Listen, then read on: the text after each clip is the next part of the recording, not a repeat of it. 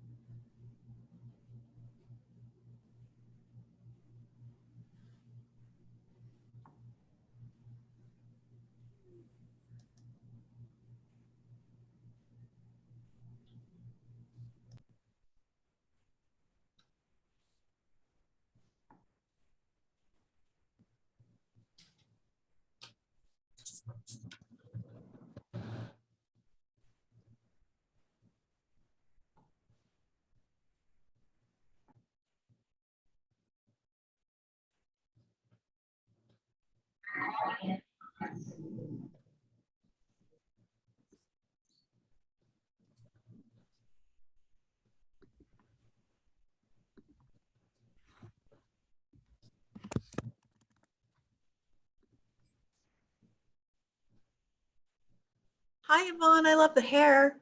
I got a little in me too. Did a little purple in the back. I thought of you and thought we all should do that.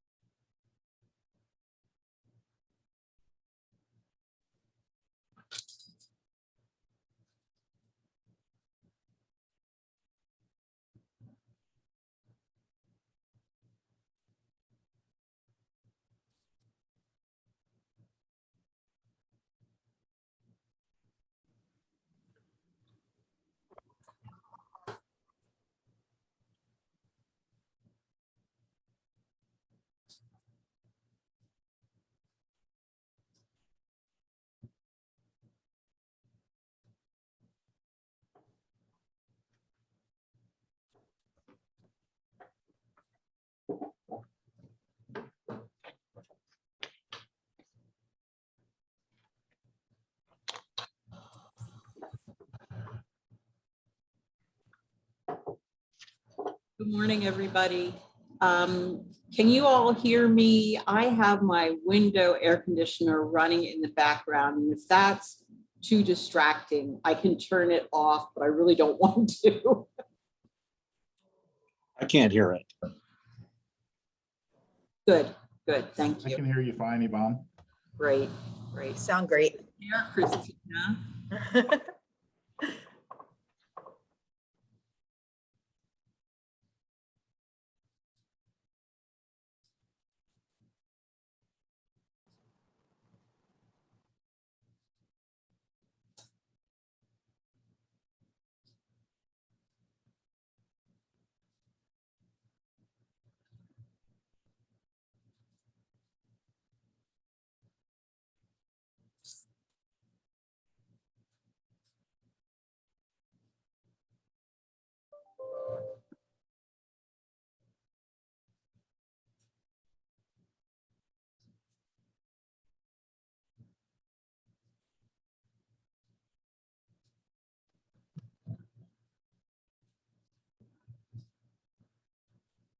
According to my notes, we're missing 3 more people. We'll give them another minute or two. According to my computer, it's just 11:01, so we'll hold off for a minute yet.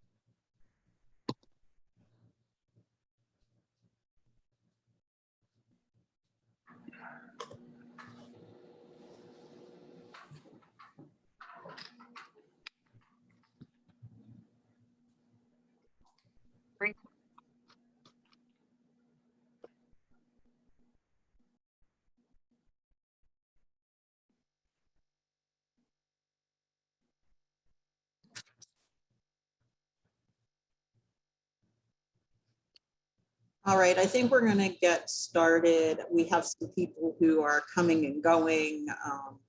So we're gonna just try to do as much as we can with the most people here possible. So I'm gonna do a quick roll call. Commissioner Lawrence, Here. Commissioner Cantz. I'm here. Oh, okay, there you are, Joe. Pat Christmas. Here. Amy Cozy. Here. Jesse Daniel.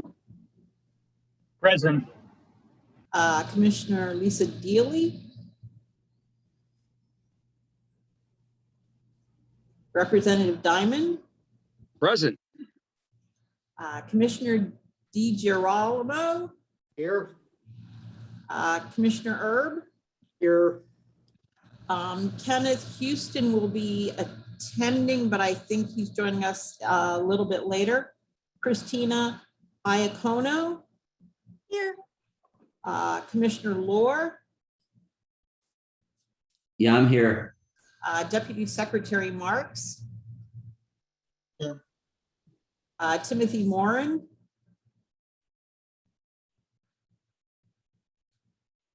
Okay. James Smith. Present. Andrew Zeffie. Here. Yep. Good. Mayor Urschler. Here. Good morning. Good morning. Senator Tartaglione. Here. Commissioner Vogler. Here. Randall Wenger. Oh, I saw him earlier. Okay, our visitors are the election directors from 4 different counties, and that would be Michael Anderson from Lebanon. Here. Tim Benyo from Lehigh County. Here. Forrest Lehman from Lycoming County. Here. Todd Hall from Mercer County. I'm here. And then you guys, I know you're all here, but I'm going to quickly have staff say hello. Glenn Kasowitz,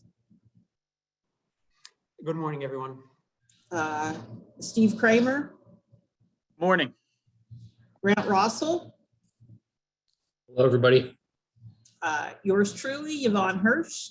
Hi. And I think that is everybody. Quick purpose of today. Yvonne, I'm sorry. Oh, there you are. This Hi, is Thomas Thomas. Fitz. I didn't hear my name. I just want to make sure. Oh, I'm sorry. I probably read right over it. Oh, I had it that you were absent, so I read over it. I had a conflict. I was able to move to be here. Tremendous. So sorry I missed you. No, you're good. So today we've invited several election directors to come and talk to us about their experiences in 5 different topic areas.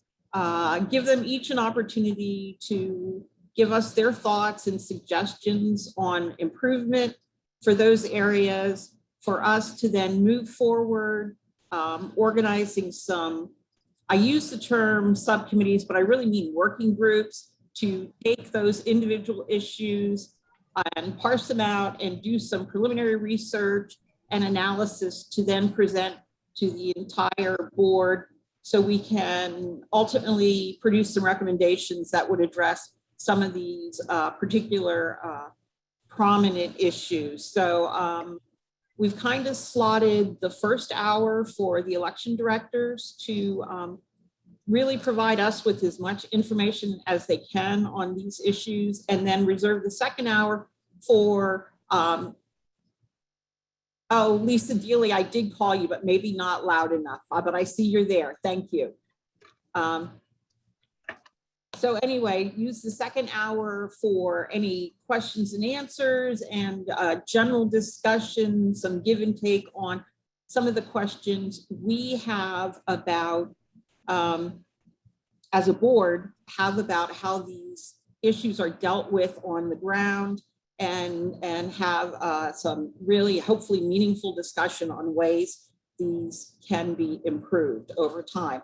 So that's my spiel. I'm going to ask Chairman Lawrence if he has any preliminary comments he wants to make for the good of the order.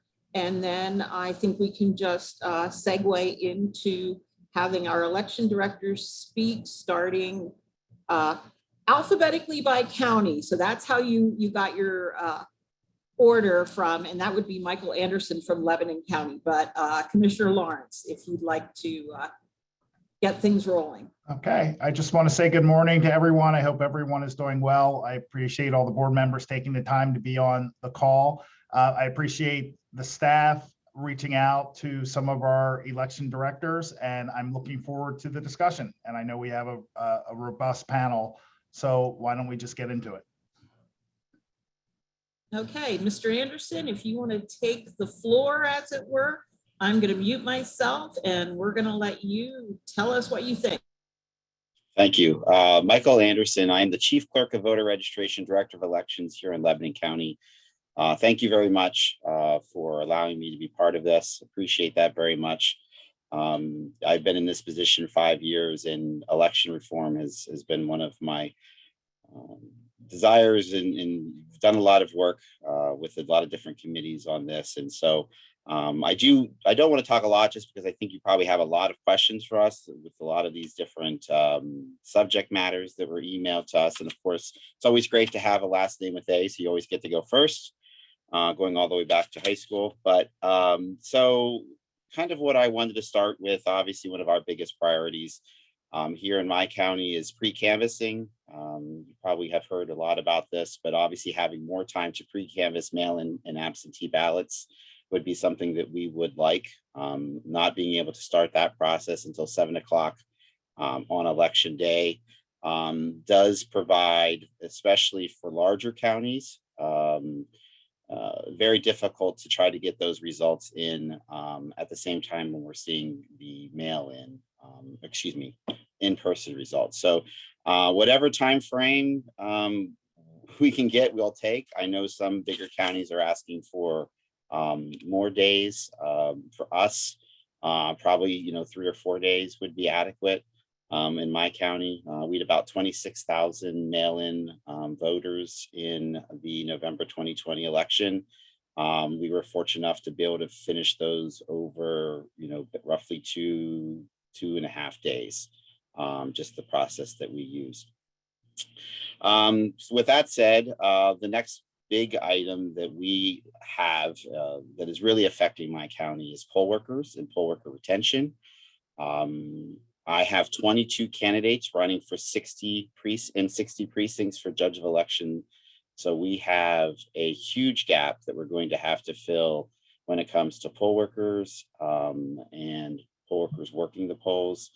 We really felt that this primary, where we had very short-staffed locations, since we have 60 precincts, and obviously the requirement having one election precinct in every election district, we went and expanded from 55 to 60 precincts a couple of years ago, and that has really stretched us. A lot of times what we run up against is individuals that are state workers and are not eligible. Obviously, I believe that's a constitutional issue. That would be something that we would obviously like to see change down the road. But probably the biggest thing that we're running into lately is individuals not being able to get off of work. There is just not the, I guess, as far as the importance that elections should have with some of these employers. For me, it's almost like jury duty in a way. I'm not saying that we should be drafting people like we do jurors, but there needs to be an importance put on the fact that we need to have these individuals working on election day.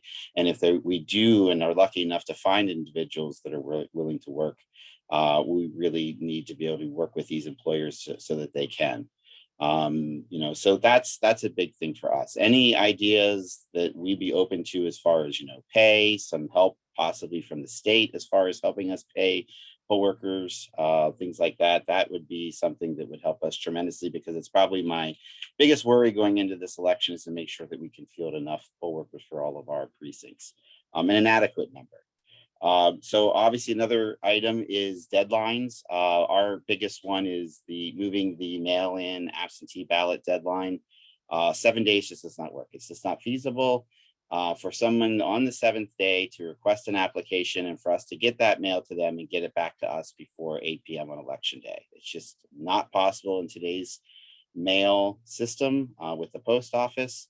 One of the things that we advocate for in my county is moving that deadline back to 15 days. And obviously you would still have the emergency procedures in up until a certain period. So if an individual needs to do it after the 15th day, there would be some process in place for them to be able to do that.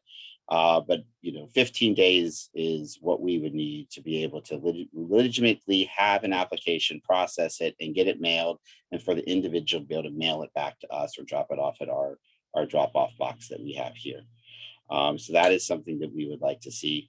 The other item big on my list is permanent voters, permanent, but really annual. That is the biggest confusion that we faced in 2020 is the individuals being put on a permanent list and then completely forgetting that they checked the box number 7 on the application and then received a mail-in ballot in November. So they would apply in the primary. That would make them eligible for both the primary and then the general last year. And then they had a ballot show up to them in October. And then they're like, why are you sending me a ballot? Well, you asked for one, but most people would not remember what they did from March, to October. It was a huge issue because people right away were like, you're sending me a ballot. I didn't want a ballot. This is fraud, blah, blah, blah. So one of the things that we would like to see, honestly, is the elimination of the word permanent and that whole list. I think there's ways that can be definitely addressed as far as who we have on the list, who would need to apply every election. We did have the old absentee permanent, which is something that I would advocate to go back to for those individuals that could be on a list that we would send applications to. Quite frankly, I think that the permanent needs to go away and people should a regular voter should just have to apply every election. They can do it online. They can do the mail form. It's an easy process. And last but not least, it's not really, I don't think kind of fits in any of the categories that you have, but I'd be amiss if I didn't talk about it, and that's risk limited audits. I am on the risk limited audit committee. I do think that is something that's an important part of what we need to be doing in the future. I just, with my little bit of time I have here, I just wanted to say how I do believe risk limited audits are the way to go. I think they can be done with many individuals involved as far as getting the different parties or individuals that can witness what we're doing while we're doing it. I do believe that is a function that should start and be part and have the election office involved as opposed to possibly a different agency coming in. So that's pretty much my initial presentation, and I'll leave it to that. Thank you, Mr. Anderson. And thank you for talking about the audits, because it's something I didn't preface in our opening comments or in the email that we sent you. This list of issues we sent out is far from exclusive. And there are a number of things that we do need to look at and talk about, and audits are certainly part of that. At this point, we were just trying to narrow the focus a little bit so that we could say, well, we've at least addressed these issues, and then generate another list of issues. And I kind of envision doing this again down the road when we have a new set of issues that we want to look at and talk about. So I appreciate you bringing them up. We haven't forgotten about it, and it's good to hear you say how you feel about it. So I appreciate that. I think I'm done babbling now. Thank you very much. Everything you had to say was very informative and exactly the kind of information we're looking for moving forward here. So we really appreciate that. Okay, Mr. Benyo from Lehigh County. I'm going to, again, mute myself and let you take the floor. Thank you. Thank you for having me and the other election directors. I greatly appreciate this opportunity to hopefully help you understand what we're going through on the front line of election administration. My name is Tim Benyo. I'm currently the chief clerk to the Lehigh County Election Board. I've been an election director for 13 years now, and for about 7 of those years, I have been the chairperson to the eastern half of the state of Pennsylvania, the Election Personnel Association. It's great to see so many familiar faces and so many of the same people that have been trying to update our election code, our 1937 election code for so many years. These updates, of course, are needed so that we can move forward and give the voters of Pennsylvania the sense of security and that they can believe in the safe and secure voting experience that they have. I'm not planning to talk for 15 minutes. Nobody wants to hear that. Instead, I'm much more interested in your questions on the specific topics that you're interested in. The list of topics that you did give us is very extensive, and there are so many other topics that I think as you said that we need to talk about and go over. Much of the subject matter in these topics have been discussed in days worth of sworn testimony over recent years in the Senate and the House hearings. Testimony that was given by the same people that you invited in front of you and many of the people that are on your board. Before I surrender my remaining time, I have 3 quick things that are not on this list, but are huge concerns to me. Pre-canvassing was in your first report, and still it's a huge concern for all the election directors across the state. Of course, earlier canvassing equals earlier results on election day. Funding is the second thing. All these changes cost money, and counties can't afford the entire cost of this modernization. And retention, since the implementation of Act 77, over 20 counties have lost their directors, and Pennsylvania has lost hundreds of years of institutional knowledge. For a multitude of reasons, a third of the county election directors have moved on from serving their voters.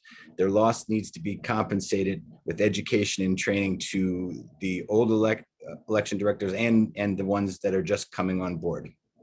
As you referenced in your first report, please continue to look at other states and how they moved elections forward from outdated practices. These are great examples of how we can modernize Pennsylvania's processes while still keeping security and accuracy in the forefront. I look forward to your questions, and all election directors are here to help with anything that we can. Thank you. Tremendous. Thank you very much. Yeah, funding is the elephant in the room every day. And yeah, I'm not sure how we're going to tackle that yet, but that's definitely something we're also going to have to talk to, because it really underlies everything. So, and I'm sure the board has a million questions. So I appreciate you yielding time to for that purpose. We're going to move on then to Mr. Lehman, who's more from my neck of the woods, being originally a Montour County girl. So Mr. Lehman is from Lycoming County, and I'm going to, again, step aside and let him. Good morning. Forrest Lehman, Director of Elections in Lycoming County. I've been in the trade for about 8 years, and like Tim and Mike, I'll try to keep my comments short. I do have some opening remarks on 3 topics, most of which are on the first issue, pre-canvassing. Counties definitely, we need additional time before election day to pre-canvass our mail ballots. Based on our experience in the presidential election, I believe 3 to 5 days would be sufficient. And at this point, I don't believe there's any good excuse not to do this. Counties first asked for additional days of pre-canvassing back in 2020. We've watched the state legislature, the governor together wringing their hands about it ever since. And they appear to be most concerned about the possibility that election results might be leaked to the public before the close of polls. But the counties have now run 3 elections since Act 77. And there was not a single instance where that happened. And that is because counties' voting systems are secured against unauthorized use. And those systems even have the ability to generate election results to be protected by additional security within that system. And the very real consequence of the inaction on this topic was what we saw in November. Counties' inability to deliver timely results after the presidential election. Pennsylvania was just about the last state in the nation to count its votes. And I believe the governor and the legislature, they failed the counties last year. They failed the voters of the state. Arguably, they failed the entire nation because they could not or would not do this after career county election officials warned them what would happen and that this needed to happen. If nothing changes, we will probably be the last state in the nation to count our votes for the Senate next year. Now, ultimately, county election officials, I mean, I guess for my own part, at least, I don't care when our mail ballots get counted. We'll follow the law, whatever it says, but I think it's embarrassing that we were so late with results in 2020. And like I said, I predict here and now, Pennsylvania is poised to be dead last in the nation with its midterm results if nothing changes. If we don't get action on pre-canvassing, it's a reflection on them at this point, not the counties, and they should be embarrassed. The governor and the legislature, they need to address pre-canvassing in the election code as soon as possible in a standalone bill if necessary. And second, there needs to be investment in election infrastructure. You know, we talked about funding very briefly already. All the counties replaced their voting equipment in 2019 and 2020, but we are still reeling from the impacts of Act 77. We don't have enough room in our existing offices for all of this new voting equipment. We don't have enough room in our offices for proper workstations for all the additional staff we needed to hire, if we were able to hire them. We don't have enough room for all the equipment we had to buy to process all of these mail ballots, like the envelope openers, the ballot sorting machines. And we definitely don't have room in our offices for the electronic poll books or the handwriting analysis equipment that's being contemplated by bills like HR 1300. And on top of that, county election offices would probably like to take steps to further improve their security. And we don't have the ability to do that, the funding. The counties desperately need funding from the state earmarked for elections for us to expand and relocate our offices to accommodate all of these new requirements, the equipment, the staff, everything else that is needed for post-Act 77 election operations. And thirdly, finally, just a quick comment to supplement Mike's remarks about the permanent mail-in list. I think he mentioned most of the issues fairly well, but one glaring issue that I can't believe hasn't already blown up in Pennsylvania is that right now, a voter who has a genuine disability that needs to get on the permanent absentee list has to file a physician's affidavit to become a permanent absentee voter. Whereas a voter with no disability at all can become a permanent mail-in voter by just checking a box. That's all they have to do. I am frankly amazed that the disability community in Pennsylvania has not already filed a lawsuit against what appears to be blatantly unequal and discriminatory treatment in between those processes. And to me, it's just a matter of time until it happens. That's everything I have for opening remarks. Thank you very much. A lot of things to think about in those comments. And we really appreciate your input. Next, we have Mr. Hall from Mercer County, and we're going to turn it over to you now. Thank you very much. My name is Thad Hall. I'm the elections director in Mercer County, and I am Tim's counterpart in that I represent the western side of the state for the Pennsylvania Election Personnel Association. My colleagues have brought up many good points, and I want to just echo a couple of them. The first one is on the pre-canvassing issue. So I came here, I've worked in other states as an elections director or deputy director, and so I bring that perspective to this. And I can tell you that in states that have normal pre-canvassing, people do not pre-canvass on election day because we need to be focusing 100% on our polling places. And so when the legislature has us doing pre-canvassing on election day, it creates a very big issue because, for most of us, about 80% of our voters are voting on election day, and we need to be focused on them and not on opening ballots in a very rushed situation. And so I do think the pre-canvassing is important, and it's very important to understand that election day really doesn't count as a pre-canvassing day because in other states, no one pre-canvasses on election day if they can help it. The second thing I want to point out is about poll worker recruitment. And this also builds on a point my colleagues were making. One of the big problems we have with retention is the fact that there are caps in legislation on pay, and there are limits on resources that counties have. In other states, the state or the legislature, the state and the legislature have worked out funding agreements where, for instance, when I was in Arizona, we were reimbursed for certain numbers of poll workers per polling place. And when I was in South Carolina, we were also reimbursed for early voting sites. And so all of us now have to have an early voting site, basically a in-person absentee site in our offices, and we need to staff those. And so providing funding for addressing some of these issues is extremely important. I want to mention the mail-in deadline. I just want to reiterate what Michael said.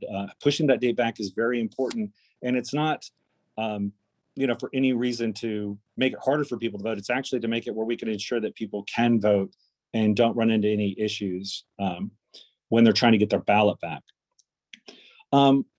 There are two other things I want to mention that my colleagues didn't mention. The first one is voter registration. We really need to modernize how voter registration is discussed in the election code, both the system itself, the SURE system itself, but also how we do poll workers, how they check in people, so how they're using our voter registration lists.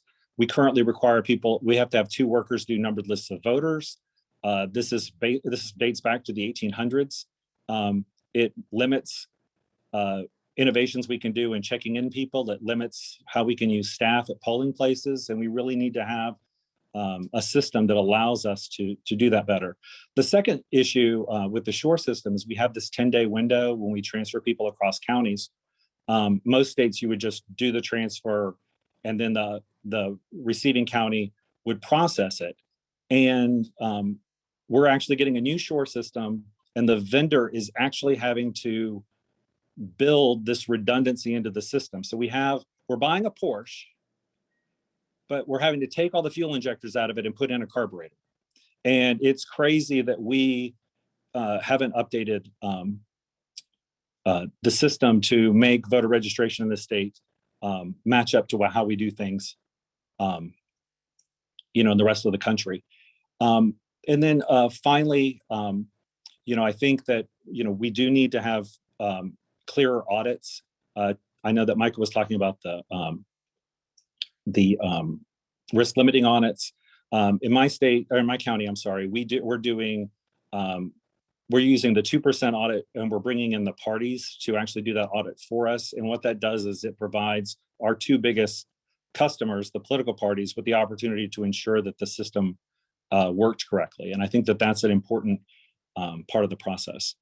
I'm going to give you back the rest of my time so people can ask questions. I also do want to point out that one of our colleagues, Amy Cozy, is on the call too, and she is an elections director, and she works in one of our counties, and she does an awesome job too. So if people want to have her chime in as well, I think that would be very valuable. Thank you very much.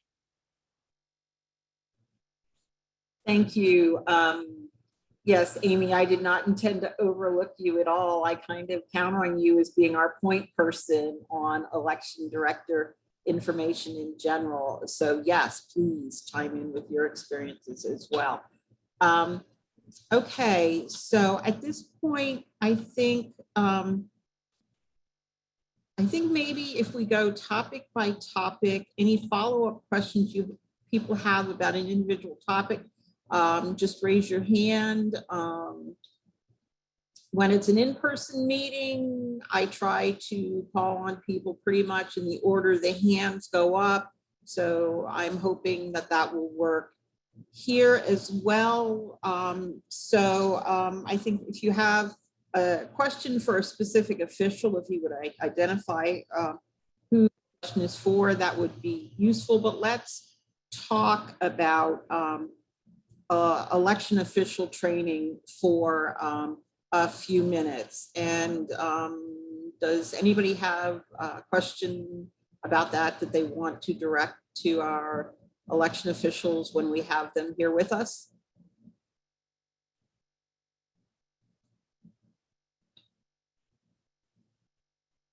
I think they covered it pretty thoroughly, but you never know. How about with the poll worker retention? I mean, there were a lot of things wrapped up in that, including training and reimbursement and what they get paid for that. The whole issue of who can be a poll worker.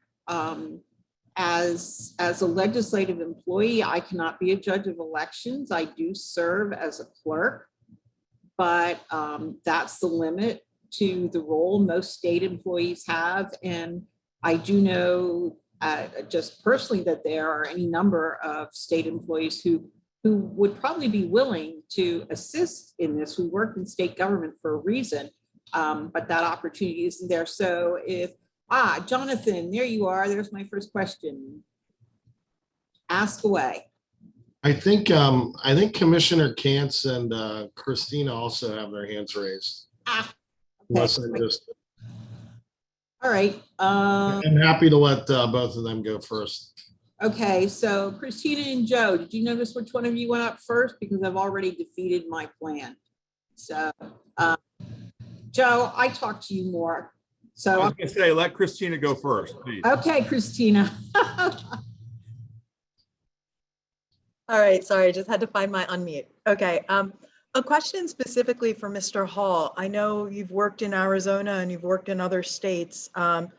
If you could talk a little bit about poll worker retention. I'm going to be, in the past year, I've actually served as Delaware County's poll worker coordinator. And one of the things that I can tell you is we pay in Delco more money to poll workers than I think any other county. We have a $150 fee, pay to work, plus we pay $130 for training. We kept that $130 training pay for this primary, and we still had significant staffing issues. So I don't know if simply throwing more money at the problem fixes it. Mr. Hall, the question I had for you is pertaining to the electeds and whether or not in the other states that you've worked at, the idea of having elected officials when you came to Pennsylvania seemed odd, and if you think that there's a better way to do that. And then I have some follow-up questions.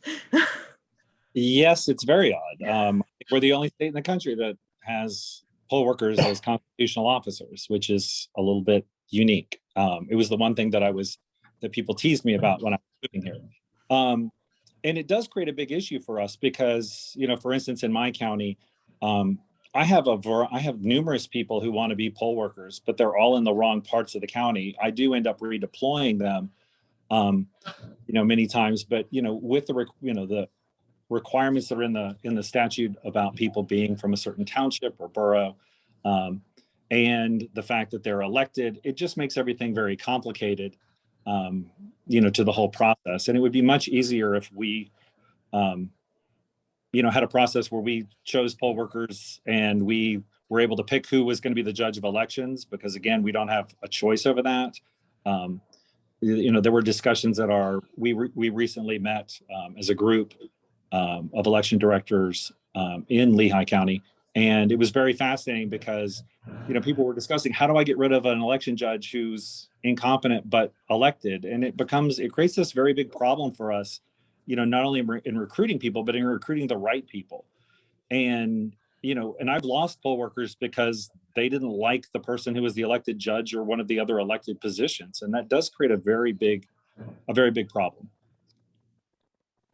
Do you think that eliminating the electeds and then also possibly eliminating the 5-day emergency placement? I know that in Delaware County, that was a big thing, having to tell people, we need you to work, but I don't know where you're going to work yet because I cannot formally place you until 5 days before election day. All of those restrictions are very antiquated, and they all date back to, I'm sure people have to deliver stuff on horseback to people to tell them that they're going to be a poll worker. And yeah, we need to modernize the whole process so that we have much more flexibility in selecting people, placing them, and doing all of that. Thank you. And I know this is more of a question for everyone, but I think that with regard to the difficulties in staffing, whether these difficulties are cost-based, COVID-based, or even threat-based because of the way the animosity has grown about elections in general, is there a consideration, or should there be a consideration from the legislature to move to voting centers instead of in precinct voting so that we could do more with less people? And that question is for all of the officials here today. Well, I think right now, the major response back to that I've gotten from voters, legislators, I mean, whoever you talk to, but the people who like the way in-person voting is done now, they like it because they subscribe to a sort of social capital theory of in-person voting, that by people going to their local township building or fire hall or whatever, it promotes a kind of sense of community and social capital generating. And that may continue to be the case in the short term, but now that we have no excuse voting by mail and we're seeing the public taking it up in large quantities, it may be a few more years. We're going to have to wait and see what happens with voter behavior. But I tend to think it's inevitable that more people are going to do this. It's going to reduce in-person numbers, and eventually it's going to hollow out whatever social capital you had. There will be nothing left to defend. And then we might be able to have a conversation. But I think in the meantime, you've got a lot of people clinging to that traditional model. They're not ready to let it go. They're not ready to really even talk about letting it go. And just to step back 1 second on the poll workers and the compensation, I think compensation can be part of the issue. I know you guys are going up near the statutory maximum, which is $200. It may be worth at least taking a look at that and increasing that cap for the future, because we did increase our judges' compensation to $200 and the other poll workers went up to $150 after 2020, because we're asking these people to do more and more complicated stuff, and then they're not getting a whole lot back for it other than a lot of stress and grief when they're out there. So if nothing else, we can compensate them fairly, give counties at least a wider range of compensation levels to move between and set what they think is appropriate. But right now we do have that $200 cap. And then on the issue of the fact that judge and inspector are elected offices, unfortunately, that language is in the state constitution. So it requires a constitutional fix, but it's not nearly interesting enough to the legislature to want to go through the constitutional process. And so that's the catch-22. If they're going to spend the time and the effort on amending the state constitution, we've seen, that they go for more interesting issues and not these sort of, very granular technical fixes that we brought to them on several occasions. Thank you. Yeah, it's unfortunate.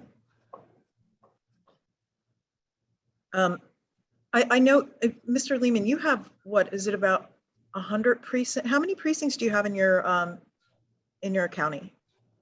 I have 81 precincts and around 70,000 voters. It floats. Do you know what the, in the personal precincts, do you know what the smallest number of voters is and the largest number of voters is, like on, or do you have some precincts that are very small, some that are very large? Do you think it would help to kind of average them out, or? Yeah, we're geographically the largest county in the state, and we have a lot of swing in precinct size. I've got a couple townships that only have 30, 40 people in them. And we've got to somehow recruit a judge and inspectors out of there because they have to reside there. You know, good luck with that. And I've got townships that have 2,000 people in them. You know, so there's a wide range there. And then on top of that, every county has to contend with the fact that some of their election districts can have, like I've got 2 districts in Williamsport that are paper tigers because they have colleges in them. And so I've got, you know, this huge registration count on paper, very few, I'm going to get yelled at when I say very few actual people live there. You know, it's a lot of college students who have since moved away. You're not going to get very far trying to recruit a lot of them as poll workers. You get a couple here and there, but, you know, generally your poll workers who are going to work for a long time are going to be the people who, you know, live there long term. It can be really hard to recruit poll workers out of those areas. Thank you so much. I'll let someone else get one of these questions unless anybody else has any thoughts on retention or any of the thoughts I had. The one issue with having vote centers in the state is that you need to have electronic poll books, and those electronic poll books need to be interconnected. So they have to be live on the internet. Or they have to communicate, because if they don't, you could go from one precinct to another and you could vote in person twice. And so they have to be connected, and we have laws against that kind of connectivity. And there's also the issue of, we have big parts of some of our counties that have terrible cell service or Wi-Fi. And so those are issues that have to be taken into consideration. I was thinking more along the lines of voter centers that are run by county and kind of similar to the way an early voting center is run now. Of course, expansion on that could be something that could be discussed in the future, but really just the option of a voter to be able to walk into like they can now by Act 77, they could go to a county office or an early voting center throughout the county, and they can actually fill out a ballot by mail. That same process is something that might need to be considered as we really, we're going to wind up not being able to staff polling locations, and not having polling locations open can potentially disenfranchise more voters than trying to figure out another way around this. And I would hate to have that happen. So your other major issue with vote centers down the road is going to be, where do you have vote centers in your county? You know, because those facilities need to be larger. They need to have more parking. I mean, it's always important that they be accessible, but if you have a vote center serving 5, 10, 15,000 people, the stakes are even higher. They absolutely have to be accessible. And in a lot of counties, that's going to push us back into schools. And many counties do use schools. Half the counties in this Commonwealth use at least a school. Some use a lot of schools.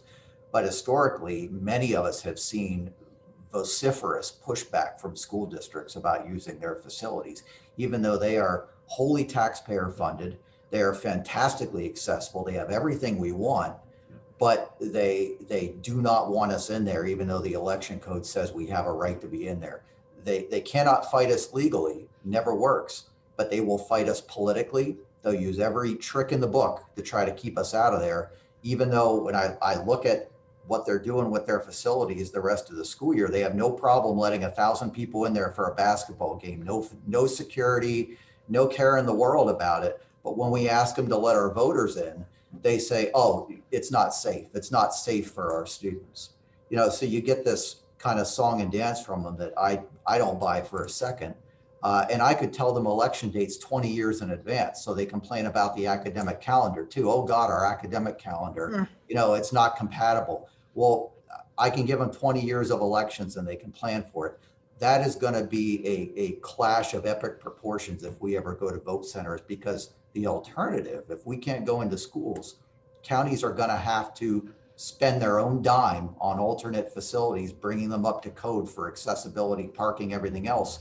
And that's just reinventing the wheel. So that's going to be a huge issue if we ever go to vote centers. Also, where to place them throughout the counties. Larger one party in this area, a different party in that area. It's just the same issues that we have with drop boxes. Where are they placed and who does it benefit? Thank you. Thank you, Christina. I think the order of the raised hands then is Joe, Jonathan Marks, and Jim Smith. So Joe, if you want to fire. Sure. So the issue that I wanted to bring up was mentioned by Michael Anderson, and that was, of course, the poll worker poll worker retention. And one of the things that I thought of, it's somewhat likened to the issue that we have in rural Pennsylvania a few years ago, and still continues somewhat today to have, and that is finding volunteer firefighters in areas where we have no paid fire staff.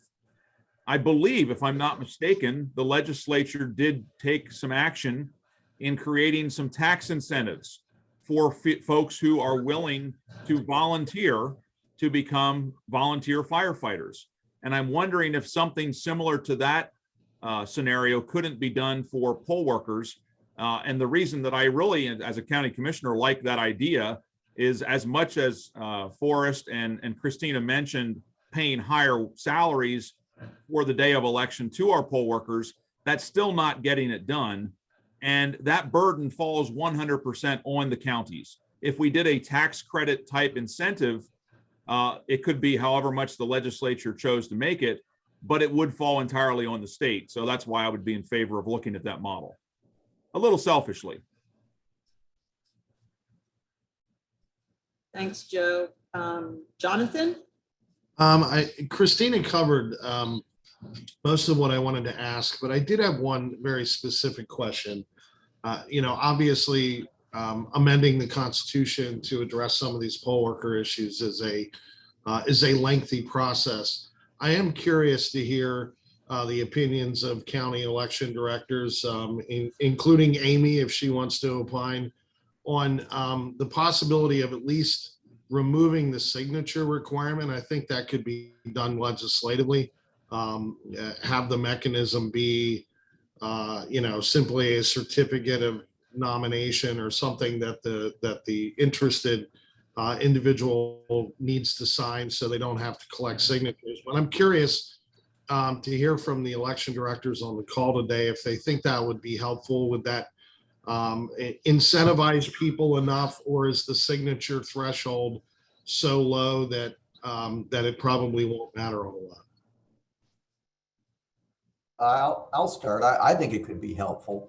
We've always had kind of an administrative burden, a hurdle in these election years where their offices are on the ballot with helping them through that process. And a county that tries to help them through that process is obviously spending a lot of our time getting them the petitions, getting them the candidates affidavit, answering their questions. And conversely, if we don't do those things, then we get even fewer who are getting their names on the ballot. It was exacerbated this year. We saw a lot fewer people who wanted to go door to door to circulate petitions. They didn't feel safe doing it. So we had write-ins kind of explode in the primary even more than usual. So I think anything we could do to smooth the path to the ballot for judges and inspectors would make it easier on the counties and on the candidates. So I think it would be very helpful and welcome. I agree with Forrest. Anything to make that process easier, to actually get them on the ballot, so we're not dealing with a write-in in November for a judge of election position where I'm going to have to confirm a winner with one vote, and you have no idea who the individual is. Ballot access, if it's easier, I'm all for it.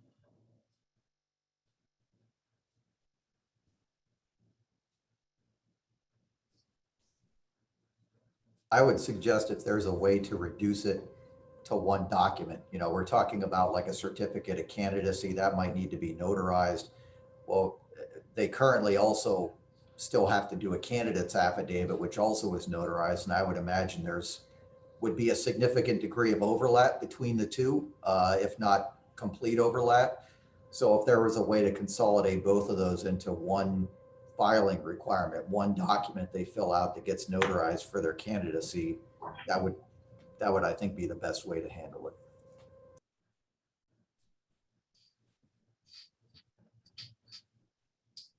I see the other ones nodding, so I'll assume nobody objects to it. All right, thank you. Do you have any other questions, Jonathan? No, I'm good. Thank you. Okay. Thank you. Jim Smith?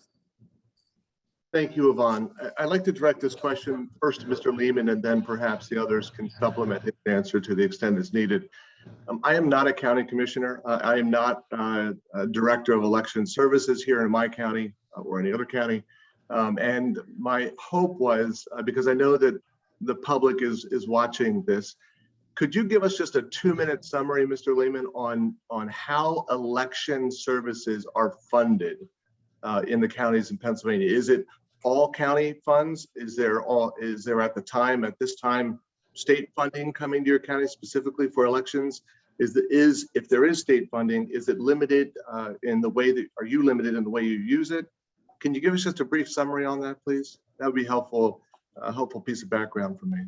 Well, the primary source of funding for election operations at the county level is the county, and whatever else happens to come in is just a matter of fortuitous circumstance. It might be in the form of, there might be a federal grant or a state grant here or there. So an example would be when the CARES Act passed, there was some money earmarked for elections specifically that counties were able to use. There was HAVA back in 2002 that had a lot of federal grant money. Counties got some money from the state in the form of a bond when we had to replace our voting equipment a couple of years ago. But those funding streams have to be specifically authorized, by a statute of some kind. In the absence of that, it's just the county's got to pay. It's got to, and if the county doesn't have enough money, it's got to raise taxes. And the county is really where the buck stops, because the federal government can deficit spend, the state can pass unfunded mandates down to the county. The county doesn't have any other choices. So we don't have enough money for elections, we're going to have to raise county taxes, or we don't, and we find a way to get by with what we've got. And, that's where a lot of the counties are right now. It's like, my office is small, I don't have enough room for everything, I need more staff. That's why we're really getting to the point where it's not sustainable to keep having the federal and the state governments telling counties, you need to do all this new stuff for elections, but we're not going to give you any money to do it. You've just got to find a way, or you've got to raise taxes and explain it to your residents somehow. There really needs to be a more cooperative funding model, a more sustainable funding model for elections, because it can't be where we hope for a windfall here and there, and then the money's gone and we're getting by on a shoestring for another 10 or 15 years until the next crisis comes along, and then they airlift some more money into us.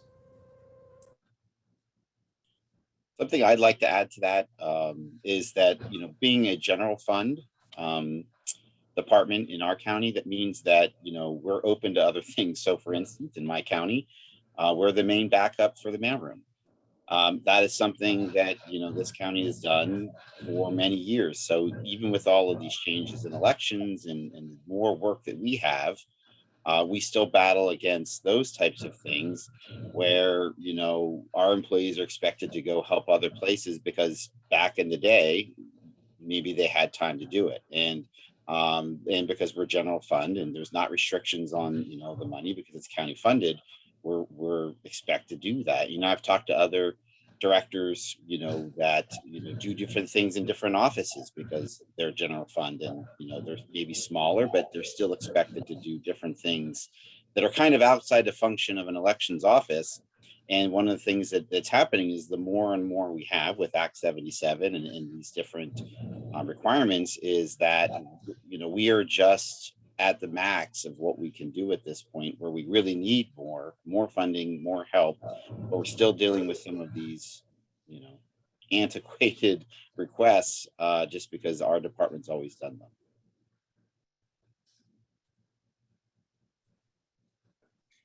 The election code's pretty specific on how counties are to function. The election board is a separate entity pretty much from the regular offices of the county. And then the county, in the election codes, the county is mandated to pay for an election.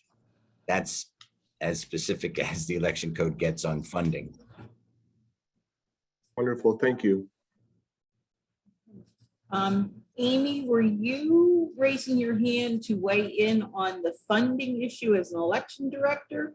Or did you have questions for everybody as a board member? Because I don't want to jump over Lisa Deely. Yeah, you can go, Lisa. I have a question.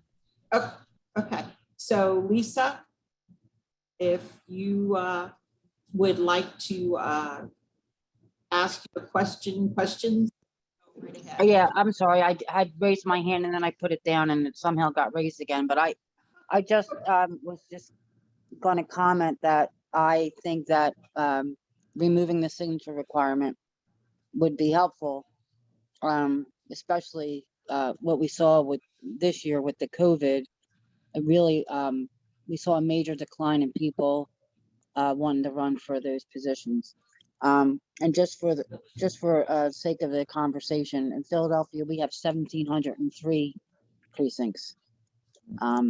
So it is a challenge to get board workers independent of the money. I mean, the money does make a difference, but even paying them at $250, we still have a drastic vacancy number.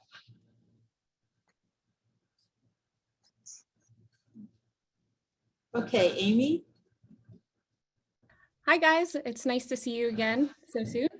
I was hoping that since you're all here, that you could give your opinion very specifically on why you think we lost so many election directors, because I think everybody thinks they know why. I know at the conference, Forrest, you put it very, very well. So I'd like you to each go and kind of articulate that for the board. So you're asking me to say it again, okay? Say it again, Forrest. So she's asking this because when we started to see a lot of directors and deputy directors departing their positions after the passage of Act 77, I started keeping track of it.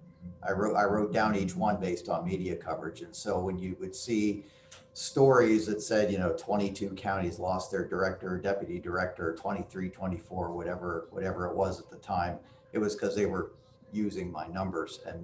And I did talk to a lot of those directors. And the thing about us is I think overall we are a hardy bunch. We are resilient. The counties, obviously, we got through a lot in 2020. And it wasn't Act 77 alone that drove a lot of us out. The directors I talked to, a lot of the people who left, what was the breaking point for them wasn't Act 77. A lot of them, they finally made the decision to leave because they weren't getting the support that they needed from inside their own counties. We're used to having the state and the feds dumping on us. It's been happening arguably since HAVA in 2002. But when you're going to your own county commissioner saying, this is what I need to survive, which is the situation we were in 2020, the oxygen masks were dropping from the ceiling and we're grabbing for them. This is what we need to survive right now. A lot of us were getting what we needed, but some of us were not. And when it got to the point where we were not, I'm going to get in so much trouble for all this later. When it got to the point where we weren't getting it, you know, that's when a lot of people decided, I'm going to get out of here, because if this election goes south, my commissioners or my county are just going to blame it on me. And it's not my fault, because I said I needed X, Y, and Z, and they can't do it.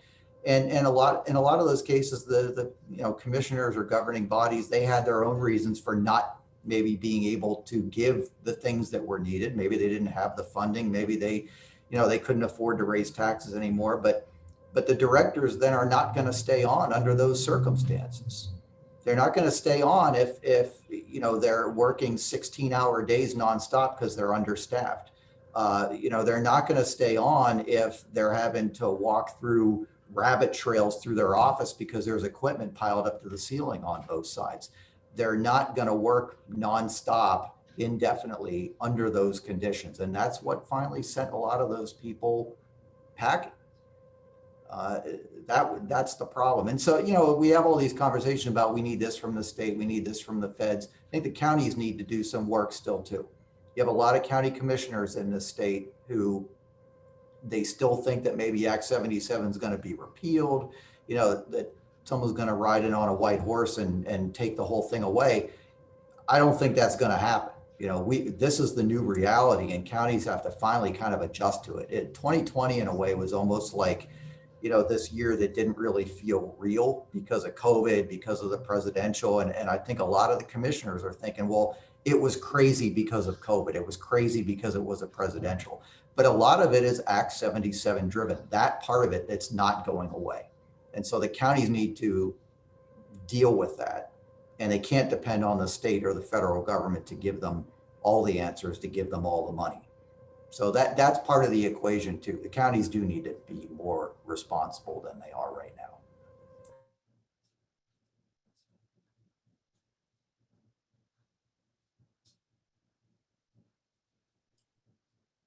I guess I'll go next. So yes, I agree with pretty much everything Forrest had said, but luckily he said it and I didn't have to. You know, also a big thing, I think why it just became too much. I mean, you couldn't get away from it. You're doing your job, you're working the hours you're working. And I was very lucky. My board was very supportive of anything I needed. My county administrator was very supportive. You know, so, you know, that's one reason why I'm here still. But, you know, the outside, you know, we lost a lot of poll workers for the same reason, is that this undercurrent of all elections are fraudulent and that they're not run correctly. And, you know, at some point, it gets hard hearing that when you have worked the number of hours that you have worked and you put in the effort that you have put in. And for those, I know some that got or close to retirement age, they just were done. They just did not want to have to deal with that anymore. And you know, compounded with the fact that there was a lot of change in a short period of time and it wasn't funded. You know, that those are the main reasons I think we are where we're at. And honestly, you know, I don't know if it's over. We'll see.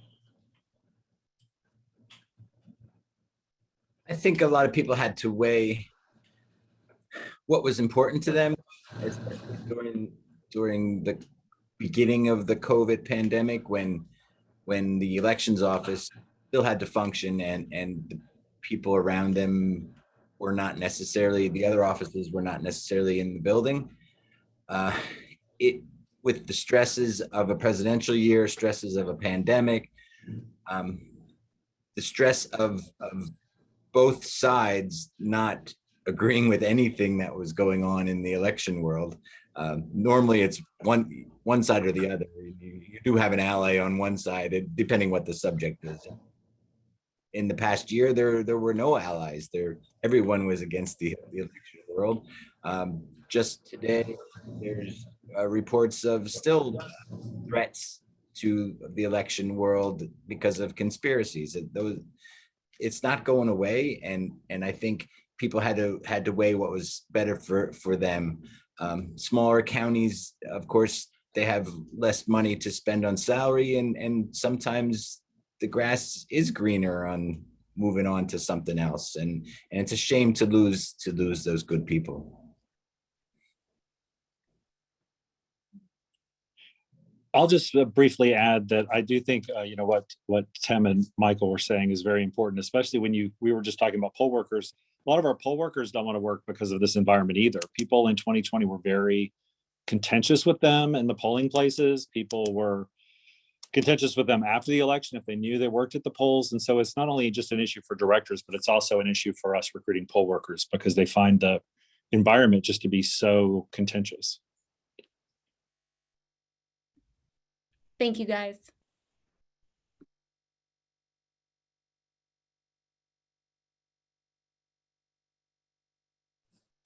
Okay, so yeah, I think that's the hardest task by far, is to get people to trust in the electoral process again. And that's not a easy or quick fix, and is probably an undercurrent of all of this. So,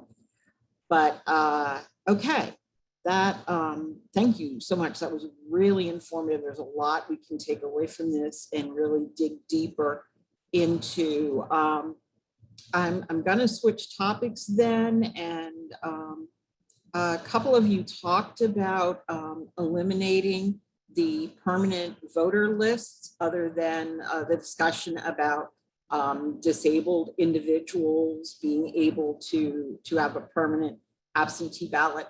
And I'm just wondering overall what people are thinking about the idea of permanent mailing lists. Are they good? Are they bad? Is it something? I think it's something we're going to look at regardless, but just want to get a feel while we have our speakers here to kind of respond to opinions. What are people thinking about eliminating the general permanent mail-in voting lists? Feel free. This is Thad. I want to build on what Forrest said because I think it's super important. So I've done an analysis of my voters, and I've looked at who voted in the 2020 primary, the 2020 general, and then again in my 2021 primary, and looked at the people who voted by mail all 3 times. And the average person in that group, I mean, there's a range to it, but most of those people are 65, 70 and older. And so we have a core group of people who either they may have a disability, they may have difficulty getting out, they know that they need to vote by mail. And we need to make it easy for those people who are much older or who have a disability to be able to do it. But you know, the people who are just like my snowbirds who are going to Florida, we need them. They should have to request for every election individually and not be on some permanent list that isn't really permanent. And so I do think that there needs to be a balance here of making it very easy for people who are, you know, over, you know, like 70 and older or have a disability. It needs to be really easy for them to get on the list, and it needs to be really hard or harder for other people. I just wanted to add something quick too about the permanent list. We mentioned how in November, people were surprised that they got their ballot in October, forgetting that they requested it. And then you saw the opposite of that coming for the primary, because people signed up for the permanent list. They didn't realize they had to reapply. And we got a lot of calls the week before the election screaming and yelling at us because they never got their ballot because they were on the permanent list. So why did they have to reapply again? So I also think a lot of voters got disenfranchised in that sense, just by the verbiage of the permanent list. So the whole thing is not great. I think the major problem. I'm sorry. Go ahead, Forrest.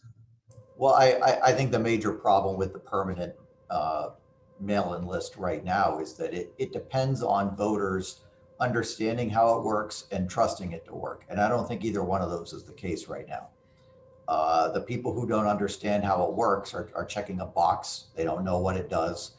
They get a ballot for November they weren't expecting, and it drives all kinds of narratives about conspiracies and voter fraud and everything else like we saw in November.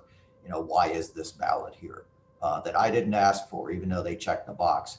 It got so bad that we had to buy 2 new filing cabinets, put them right behind my clerk's desks so that when the phone rang, they could reach right over and get into those applications to tell the voter, yeah, we've got it right here. We see what you did. And then conversely, you get the people on the other side who don't trust that it will work. They understand what they're doing when they check the box, but they don't believe it'll happen. They don't really believe you when you say you'll get a ballot for November, and so they do the duplicate applications anyway. And so it's really, I don't see how it's working for anybody under those circumstances, because the people who don't know what's happening get angry and think that people are trying to commit voter fraud. The people who know what it is don't believe it'll work, so they do duplicate applications, and the county has to contend with all of it. And so I just don't see how it works for any of the parties involved.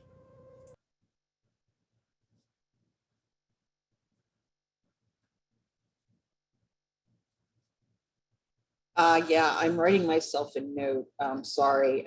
Even with the recording, sometimes I have to write myself a note to make sure something is important that I look at again. Anyway, yeah, and it almost sounds like just the use of the word permanent confuses people, because if it's permanent, there's an expectation that it's for all eternity, when in fact, you're calling something that's renewable permanent. And so I think the language itself probably is a real issue here. So, okay. Well, one observation about that, just to be fair, the permanent mail and permanent absentee is a phrase mostly you see the election officials using in the trade. I think the way it's described in the election code and the verbiage on applications is it is described as an annual status or an annual renewal for those folks. But we kind of took that ourselves and called it permanent because we used to have a permanent absentee list before Act 77. We kind of transferred that term over and and applied it. So it's almost a term of art then. Exactly, yeah. Okay, gotcha. Okay, then one of the other issues I heard you talking about is the deadline for applying for mail-in ballots, and I just want to get a feel again that there's some kind of consensus on that time needs to be changed, and how much of a change that probably should be. So again, I forget who was speaking about it specifically, maybe Michael, was it you? But anyway. Yeah, I'm for moving it back.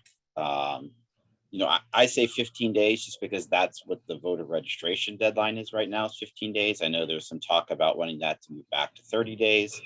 Whatever it would need to be, it needs to be at least 2 weeks before the election to actually ask for a mail-in or absentee ballot, for us to have time to process it and mail it, and for any hope for it to get back to us on election day by 8 p.m. So that's where we are. I mean, that is probably the biggest thing that we deal with, is that the voters having that time. And unfortunately, I don't know if it's human nature or what, but people like to wait to the last minute, wait to that deadline, because I guess they hear it in the news or what have not, to actually finally apply. But I advocate for 15 days, at least 2 weeks before the election. Well, and I can testify to that effect. My college student son, who doesn't do anything until the last minute in upstate New York, requested his absentee ballot at the last minute. And guess what? His ballot did not make it back in time till he got the ballot and returned it. It just simply was not enough time. And we're talking Schenectady to Middletown. We're not talking, across the country or anything else. But certainly I can add my own personal testimony to how that worked. So yes, thank you. And honestly, I don't know if anybody cares about my personal testimony, but sometimes I babble. All right, so when we're looking at that, Can I add something to that about the application? absolutely, absolutely. I mean, I agree with Mike as well. And I think, you know, when you look at an issue like this, at first blush, you think, well, we want to be as kind to voters as possible. We want to give them as much time as possible to apply. But we're not really helping voters or doing them any favors if we let them do something that is very likely to not work out for them. You know, you're giving them enough rope to hang themselves if you let them apply for a ballot 7 days before an election and then entrust that ballot to the US Postal Service at this point. It's not going to work out for them. And then they just end up in a tangle if they have to go in person to vote, because that drove huge numbers of provisional ballots after the November election. I had 50 provisional ballots in 2016. In November 2020, I had 1,000, and it was driven entirely by people who applied to vote by mail. I would imagine most of them at the last minute. They all showed up at the polls in person. And those provisionals take orders of magnitude more time to canvass after the election than even the regular absentee and mail-in ballots. So that further drug out the post-election timeline in this state. I think we had 100,000 statewide, somewhere around there, just an astronomical number of provisional ballots. We didn't help any of those people. And, you know, provisional ballots have their own hurdles associated with them, similar to absentees and mail-ins, that they have to sign the right parts on the envelope. The privacy envelope has to be there. So that carries its own risks of the provisional being set aside. And the other part of that, I understand that you know, there are folks who liked the idea of being able to come in person to vote over the counter, and that seems to be a source of resistance. And you know, say we push this deadline back to 14 days, there's a possibility there of maybe creating a week where people could apply over the counter. And what would be really nice, instead of having to go through all the administrative overhead of issuing mail ballots over the counter, where it's like 3 envelopes and inserts and labels and all this other junk that we have to do for a mail ballot, you know, you could have an actual form of in-person early voting where the person does an affidavit of some kind. You know, you update their voter record to reflect that they voted, they get a ballot, it goes through a precinct scanner faster than issuing a mail ballot. And then the poll books are updated on election day to show they already voted, just as if they had returned a mail ballot. And that's maybe how you split that difference, because I understand it was popular in some parts of the state, the in-person voting during that last week or two. Pat? First, Tim, did you have something to add on for the deadline matter? No. Forrest took care of that. Okay. Good. Well, first, Forrest, I think that's a very intriguing version of the over-the-counter voting that you just put forward. I mean, I'm sure that's not something we're trying to put in place right away, but I think that's something to look at somewhere down the line. I'm wondering about what your thoughts would be with respect to the deadlines, because I think it's clear enough that the 7-day window, it's tough for you guys, it's tough for the voters, but 15 days out would be one of the earliest deadlines in the country, one of the very earliest. There's a larger group of states, like maybe a dozen states, that are more in the 10 or 11 day kind of window. And so, what would your thoughts be around if the application deadline moved back to 10 or 11? But if we had a postline deadline on the other side too, so we're kind of moving in both directions by a few days. I know there are different opinions about like a postmark deadline as well on election day. So what's your reaction to that? And I presume you may still prefer strongly just moving the application deadline way back, but would I just propose going both directions by a couple of days? Would that be better than the status quo? Well, I guess keep in mind that whatever we do with the application deadline, if it went back to 10 days or 14 or 15 or whatever, you always have an emergency process in place that would cover that period of time. So, what we're describing are people who know in advance they want to vote by mail. Here's a window to apply for it. And if something was to happen after that deadline, a voter experiences an emergency circumstance related to work or medical or something, they would still have that ability to obtain an emergency absentee ballot. So it doesn't close off all of their options just because that deadline is passed. Now, as far as post-election, sure, that's an option as well. But what's important to keep in mind about that is that anything that a state does to permit ballots to arrive later than election day is going to add time onto that post-election timeline as far as knowing results. So just like in November, if we said we're going to accept ballots until Friday, well then, you're going to have votes coming in until Friday, and that makes every day you extend that out, it makes the election night results a little bit less determinative. And the state's got to decide, what level of indeterminacy that they're okay with if you push that receipt deadline further back beyond election day.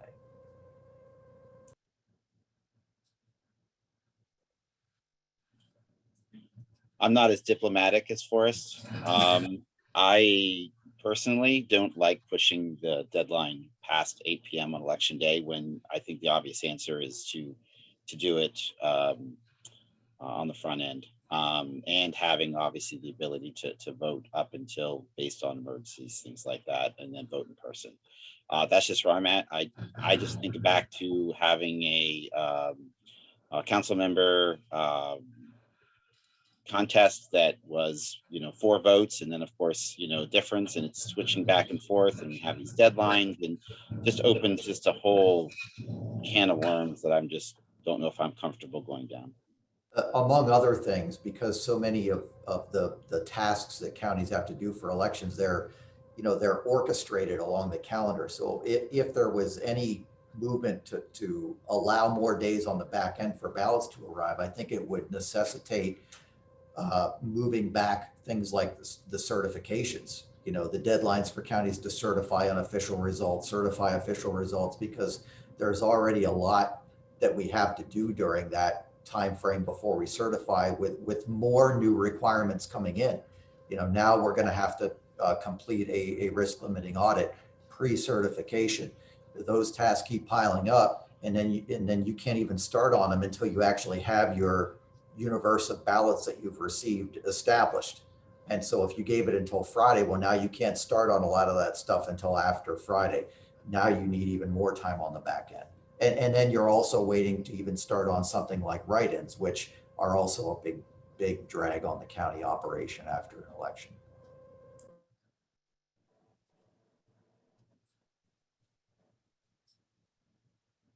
Thank you. Pat, did you have anything further?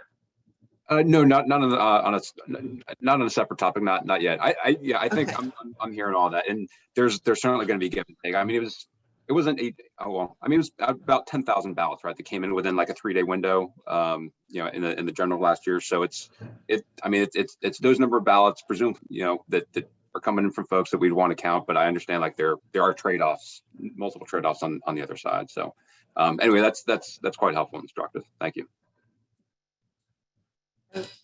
Okay, I think moving along to processing mail-in ballots, we did send this issue to the directors, and but I think to preface it, I think what we're going to do as staff is actually, and I will probably get in touch with CCAP to see if they can assist us with this, is doing a survey of all the county directors on how they deal with these different issues under processing, to get a really good feel for how much variation there is across the Commonwealth on things like curing signatures on outside envelopes missing or illegible postmarks, naked ballots, damaged ballots, to the extent counties have a particular protocol or particular procedure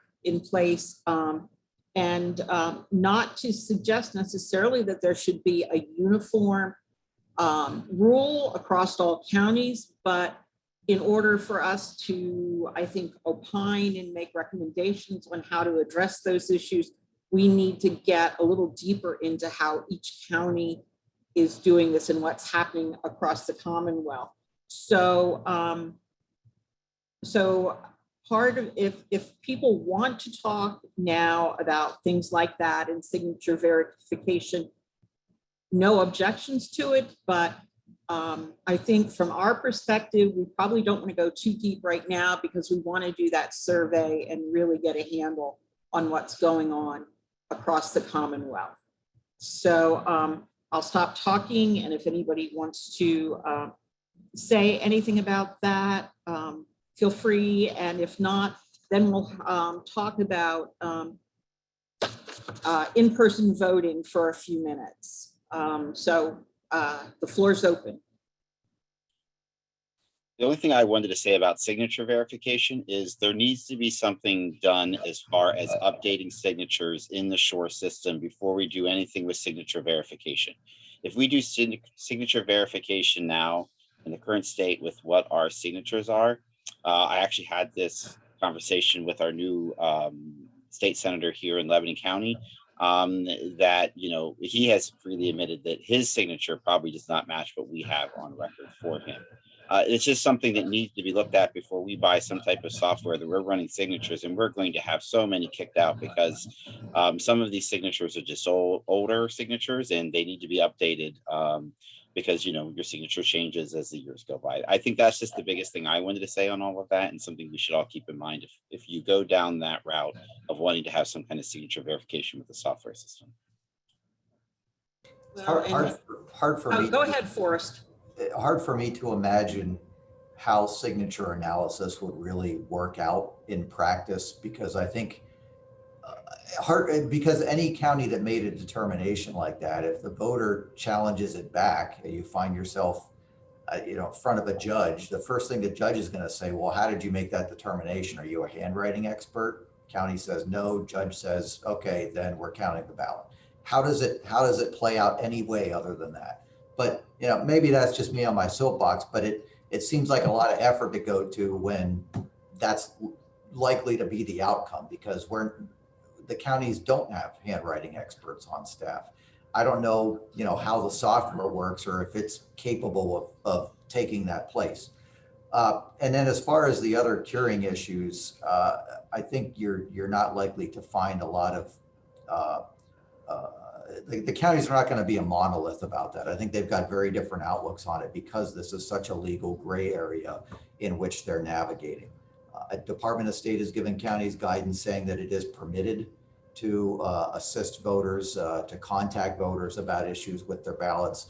But counties are also looking at the fact that we're not supposed to engage in pre-canvassing before 7 a.m. on election day. And if you're systematically looking at envelopes to see if you're holding it up to the light to see if a privacy envelope's missing, or systematically seeing if signatures or dates are missing, arguably, someone could say that that's pre-canvassing and you shouldn't be doing it. So, it's this gray area where we're having to act in good faith, find what we think is our best way forward, but not everybody's reaching the same conclusions. And so I think the only thing counties would agree on in that regard is we would like to see more clarity about what curing activities, if any, are permitted, or to contact voters about issues. Because right now we're looking at the code, we're looking at guidance from the state, and there's a huge, hole of ambiguity in the middle. Well, and one of the things we're looking for with that is maybe there's a couple of counties who have a really good way of dealing with that. And that's something that we could ultimately model for other counties. So in addition to looking at other state processes and things like that, which is part of our standard operating procedure, is always to look at other states, but to look at how people are dealing with this now in Pennsylvania. And maybe there's some good ideas out there, or there's some guidance, but we'll at least give this board a better idea of how counties are trying to deal with this, to put us in a better position to then make some recommendations to the General Assembly on how they might be able to help clear up some of that ambiguity and that gray area. So yeah, I definitely appreciate those comments. And that's been our impression, is that counties are really being put in a position where they just have to make a judgment call on a lot of this. So Pat, I see your hand up again. Are you good? You want? Yeah, just real quick on a couple of issues that were just raised, and the numerous ambiguities in the code that previously just were not material, were of no consequence, or obviously a horrible burden for everybody the past couple of years. There's the two issues with the secrecy envelope and the affidavit date. If we could address the clarity in the law, I mean, just policy wise, could I just hear quickly from the group as to what you would do with those two issues in particular? I know signature verification is a big, complicated issue. The canvassing and oversight process is a little bit more complicated, but those two issues in particular, just policy wise, if you could make the law clear there, what would the preference be? I'll stop there. Well, I would love to see the requirement for a privacy envelope eliminated altogether. There's no need to have a privacy envelope if, for instance, there was an accompanying requirement that the ballot return envelope have a security lining.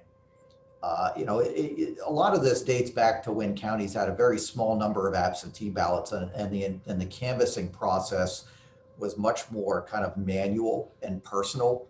You had a very small number of them. They were being opened by hand. You're looking at the name on the envelope. There had to be a way to establish some kind of anonymity. And so the security envelope was the way to do it. You get them all out, you mix them around. That's all changed since Act 77. I mean, instead of having, I think I had 2,500 mail ballots in 2016 in November. Now I had 15,000 in 2020. You don't open those by hand. We're running them through machines. All of this is much more automated, much more impersonal. And I don't see the need for a privacy envelope anymore. Let us open them up and then get all those out.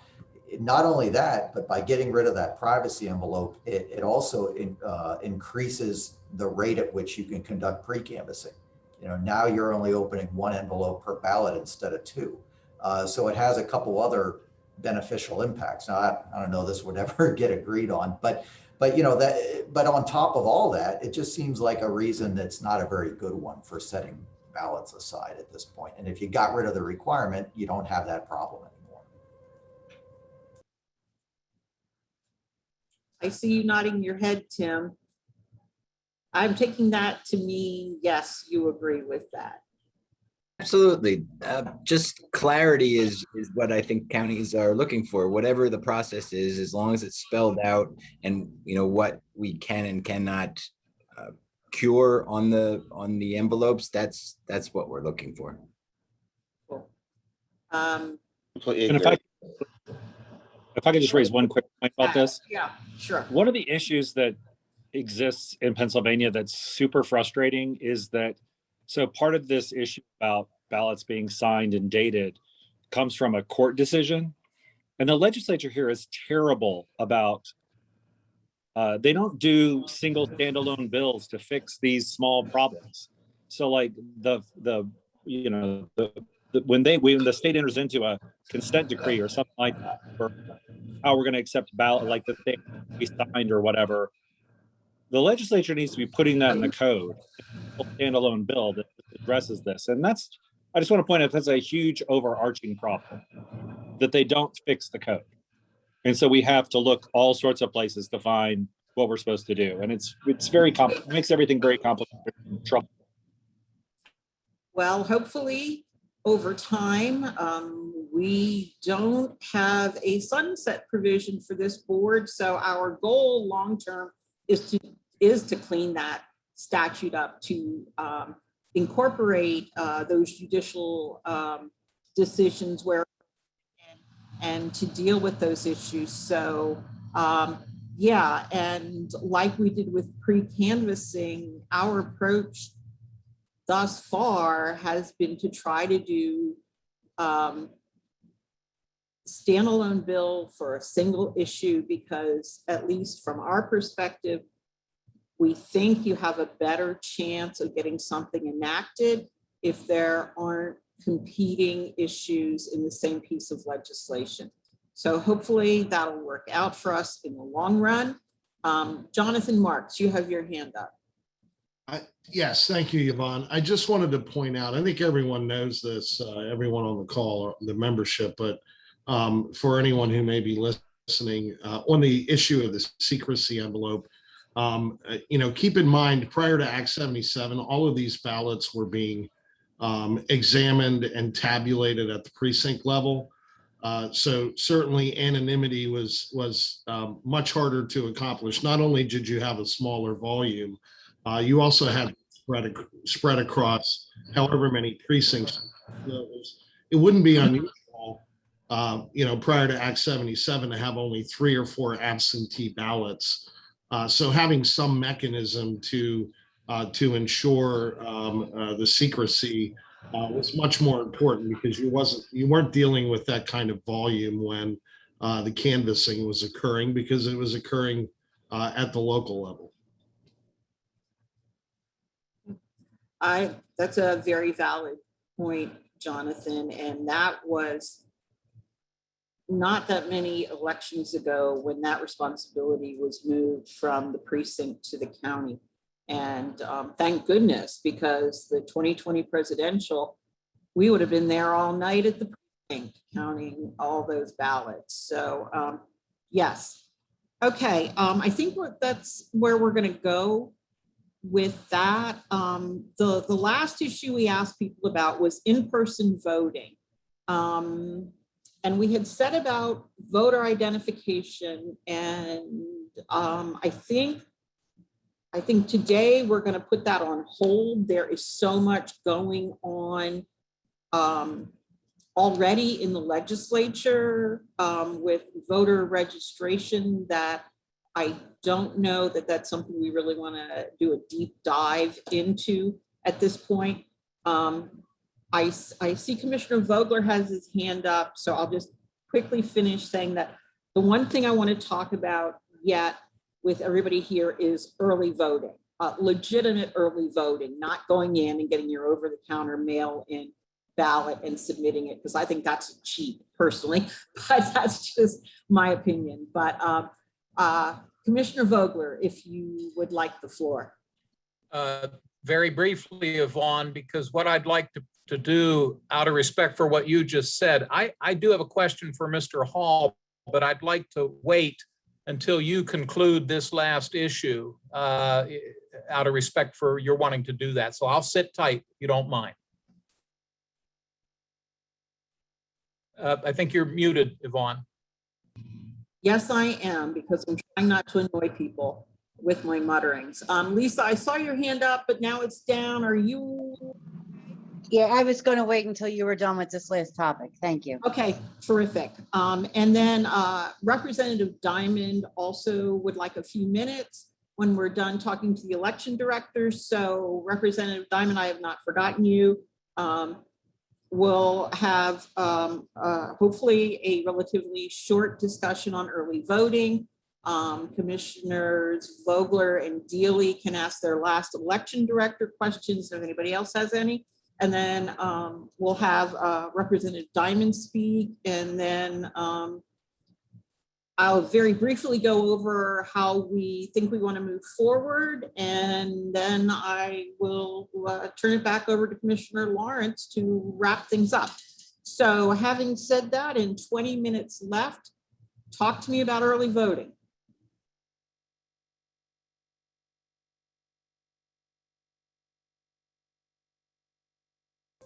Well, I guess I touched on it a little bit earlier. I think the problem with early voting as it currently exists in Pennsylvania is it's not really early voting at all. You know, we had so many people come to us wanting to do this before the November election. And of course, they called it early voting. Department of State called it early voting. All of the, non-governmental election kind of advocacy groups called it early voting. But it really wasn't to us. It's issuing absentee and mail-in ballots over the counter and all of the administrative overhead associated with that, where you've got to put in an application and ensure on the spot, assign a label to it, print the label out, stick it on envelopes, put all that together, put the ballot in there. You're sealing up envelopes, giving it to the voter, only to have them stand in front of you, open it all back up and vote it like they were at their kitchen table, and then they have to seal all that back up and do the signing and the dating and everything else. And then you take it back. It's just so much extra work when, and I haven't seen early voting happen in other states, but I know what our in-person voting looks like, and it's a lot simpler. They sign the poll book, they get a ballot, they vote it, goes through a scanner, and you're done. You don't have all the envelopes and stuff involved. If we had that, it would have been easier to do what we had to do in November, where I had 30, 40, 50 people lined up down the hallway outside my office all day, every day for about, I want to say the last 10 days or so before you could apply to vote by mail. That's when it really picked up. We need something that looks more like real early voting if that's what's going to happen to us. No, go ahead. Oh, no, I was just going to say, when we've looked at other states, to the extent we have on this issue, early voting is just in-person voting, like maybe 3 weekends in a row before election day. It's just exactly the same as election day in voting. You just have a couple of days before that day. What I've seen is it's really beneficial for people who can't necessarily get off work on Tuesday and that kind of thing. But what we've seen looking at other states is early voting is just in-person voting, and it's none of those other bells and whistles that you've described with what you've experienced. Yeah, and last point I make before I turn it over to anybody else is that if we do early voting of that type, and maybe have that take the place of like the last week where people normally would have been able to apply to vote by mail. It can't be one size fits all for all the counties, because the larger counties may choose to open a whole lot of sites to do this, or they may staff them for, a longer period of time. Smaller county like mine, what's going to work for us is probably just running it out of our central office, rather than trying to open other sites. So it can't be a super prescriptive thing where it says, every county has to have 5 places. You've got to have it staffed for 3 weeks. Where we might not have people and facilities to do that, but some flexibility to counties based on their size, their staffing, everything else to make that happen. Thank you. And that is something we've seen. I can't say specifically about early voting, but we have seen some different election laws in different states basing the requirements on the size of the community, the population of the area that's being impacted. So there are also some models out there that we can look at that would deal with that. Okay, Commissioner Vogler. Yvonne, thank you very much. Lawrence, thank you. First off, I want to express my appreciation to the 4 election directors and the fact that none of you minced your words today. I appreciate your candor. It's been, and the information you've shared, at least as far where I sit, is very helpful.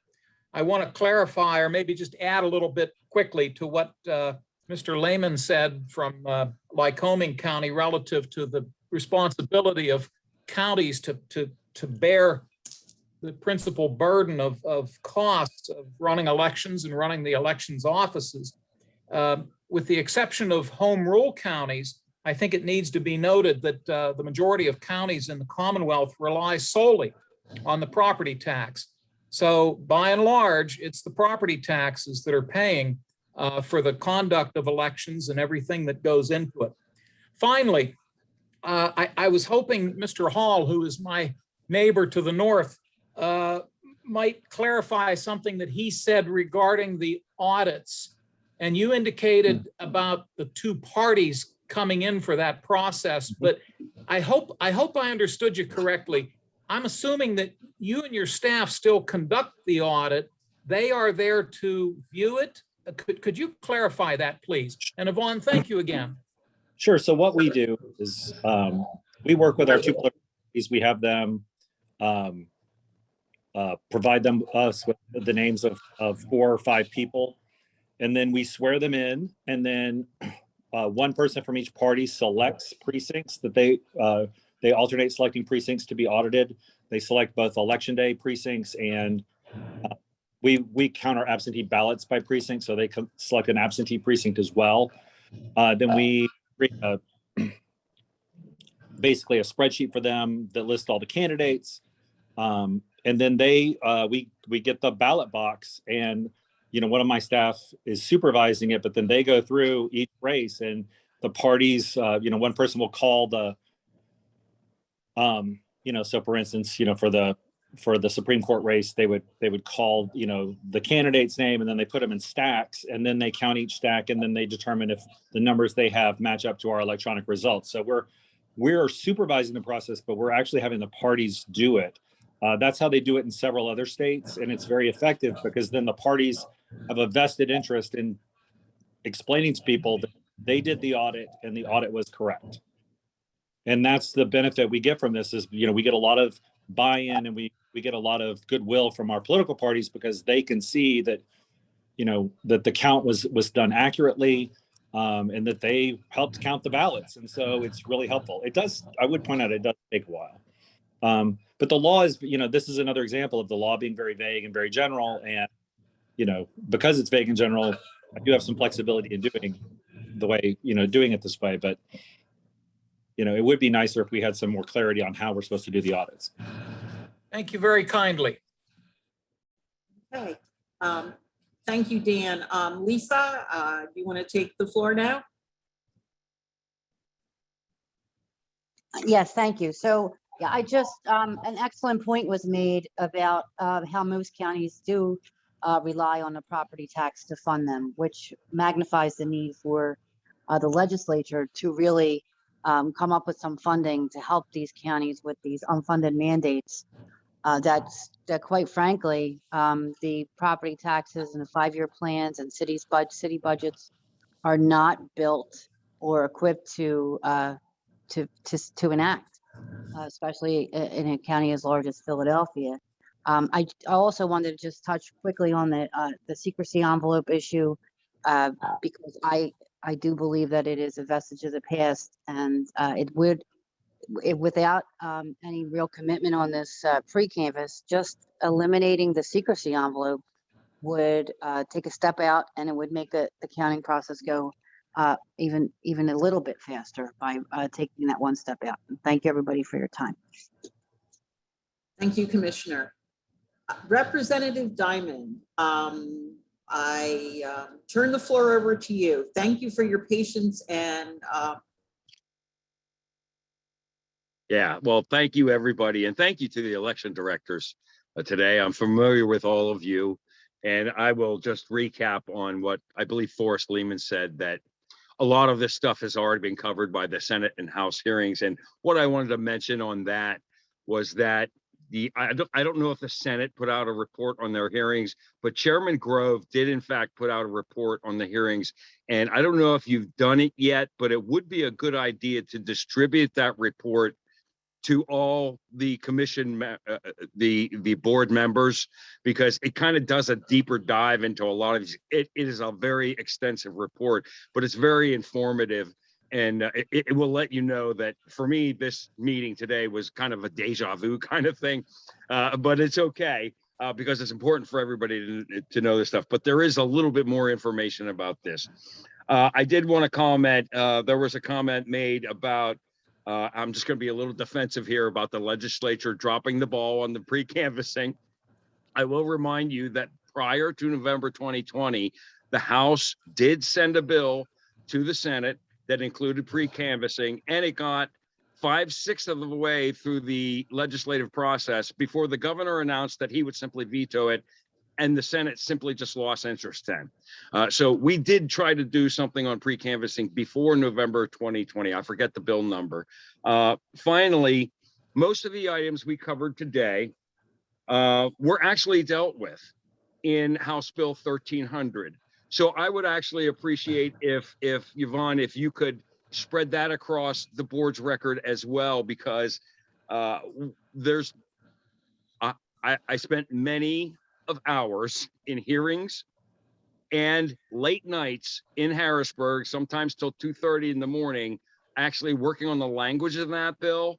And there's no point in trying to completely reinvent the wheel here. If we could use that bill as a starting point for a lot of these topics, I think you'd do the board a lot of justice in not having to make us just reinvent the wheel from scratch. So that's all I have. Thank you so much for recognizing me. And thank you again to the election directors You know that you can always reach out to us for anything, that you have. And I look forward to working with everybody in the future on this. Thank you so much. Sure. Senator Tartaglione. Thank you, Yvonne, and thank you to the election directors. A lot of informative information. It's my understanding that House Bill 1300 will be taken up once we go back in the fall. And I did want to mention that, I don't want to make it partisan, but the Democrats did ask for 14 days for pre-canvassing. That was our position, to start at 14, and each county could take as much time as they needed up to then.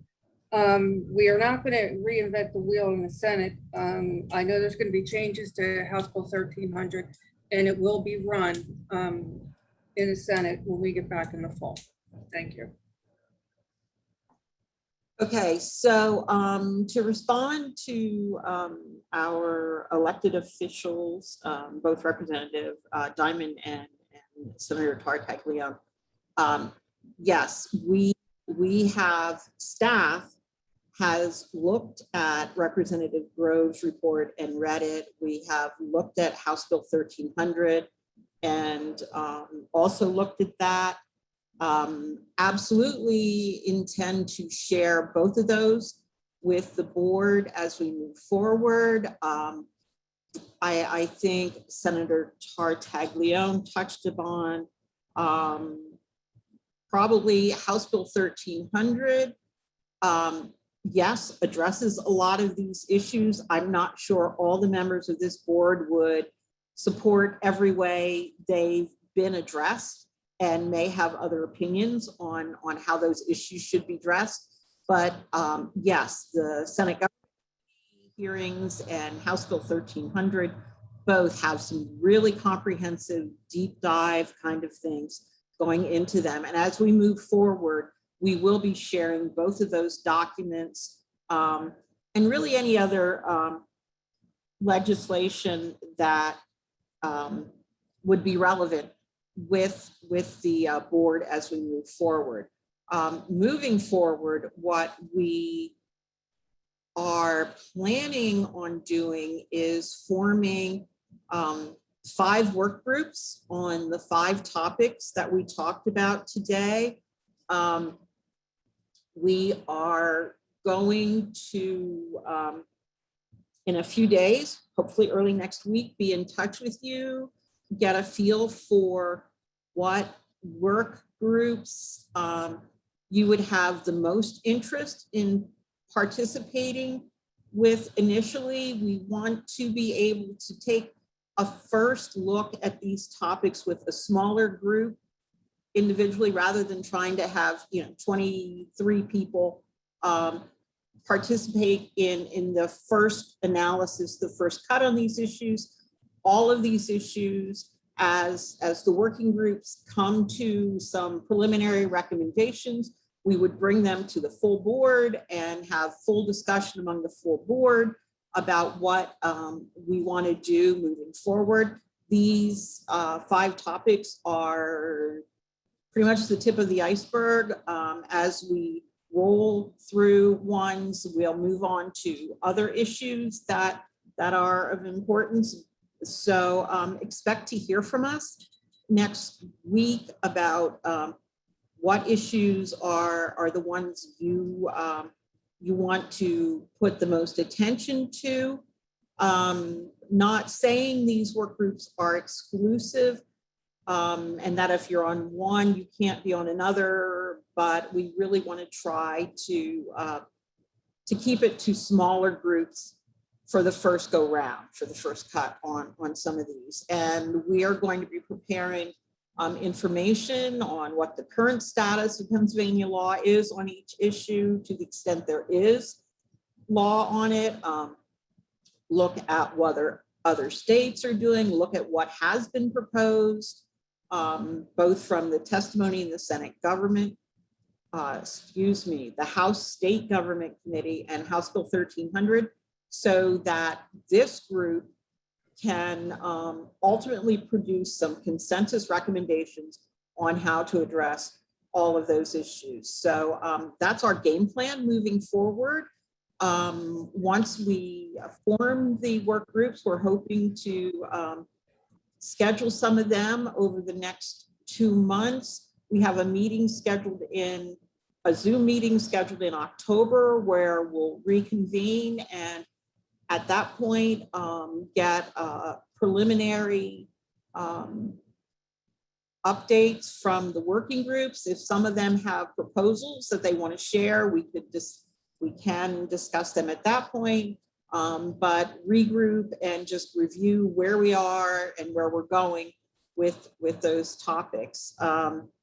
So anyway, having said all that, that's where we are. I want to thank you all so much for being here and for everybody really thoughtfully participating. The election directors, you may be hearing from us again to rejoin us on some other issues. And as we do the work groups, we may decide, hey, this guy told us all about this. And so let's have him come back in and do a deeper dive with us on that particular issue. And Amy, who knows? I mean, we may have to put you on every single work group because you're our director. So, but anyway, so it's evolving, but that's where we want to go. So we'll be in communication soon and see if we can get this going. But thank you, everybody. I really feel this was a productive meeting and we got a ton of information and work to go back and get started on for this group. So with that, Commissioner Lawrence, you want to wrap things up?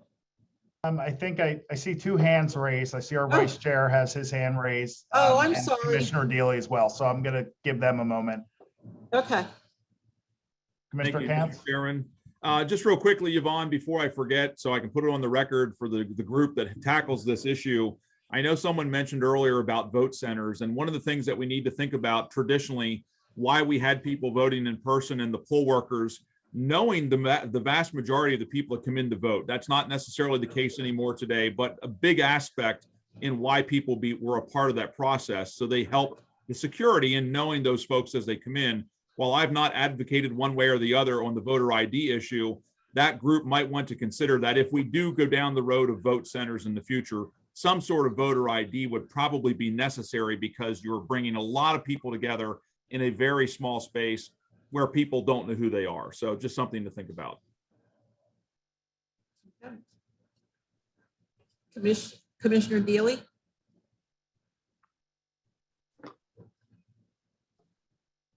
I'm sorry, I didn't lower my hand after my last comment. Thank you. Okay, tremendous. All right, back to you, Commissioner Lawrence. Okay. First of all, I'd like to thank our 4 election directors for joining us. I want to thank you for your candor. I want to thank you for explaining the nuts and bolts to us. And I do want to emphasize this. We're looking at long-term things. We do have another election coming in November and coming after that. So I think our directors are imploring us and imploring the legislature to try to fix some of these things that I think can be relatively easy fixes. I want to thank all of the committee members for their active participation and their questions. And I'm looking forward to continuing the process. Iman, I want to thank you and the staff as well for keeping us on time, organized, and getting great election directors in to share with us. Thank you. Yeah, this is us doing our job, but we always appreciate the appreciation. So thank you all very much. And at this point, I think we are going to stop recording. Wish everyone a good weekend, and we'll be talking to you soon, and we'll be seeing you in October. Thank you so much.